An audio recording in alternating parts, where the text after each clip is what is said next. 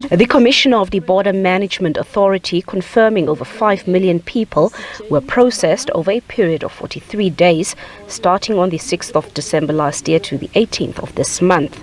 Travellers increased by 1 million compared to the period spanning COVID-19. We also recorded the numbers of vehicles that actually increased, private vehicles, number of minibus taxis, number of buses that also increased.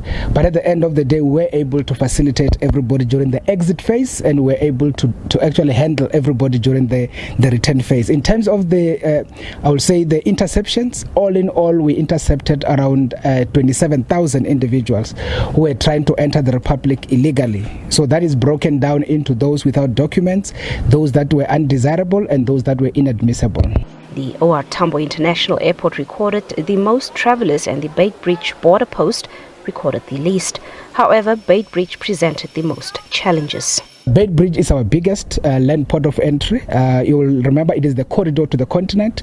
It actually administrates a multiplicity of nationalities. So in Beitbridge, we have people coming from Malawi, from Zambia, from Congo, literally from everywhere in the continent via Zimbabwe into South Africa. So on that basis, it is the most complicated port of entry. But in terms of volumes, you will see that we have now had Libombo port of entry having surpassed Beitbridge in terms of numbers. Those who use fake travelling documents and public servants who help undocumented migrants to enter the country unlawfully are just some of the issues the Border Management Authority is grappling with to secure the country's entry points.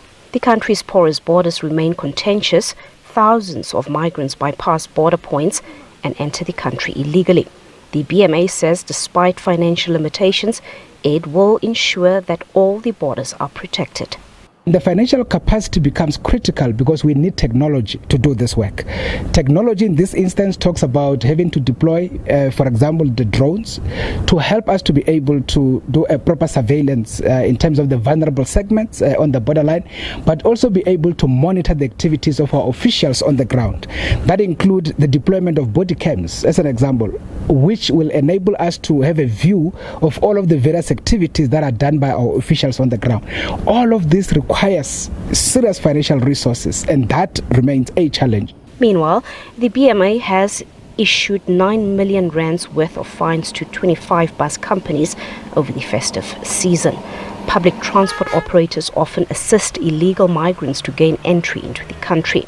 Masiapato says 30 bus companies have since committed to ensuring that valid passports will be required from all travellers. Patricia Fasahi, SABC News in Pretoria.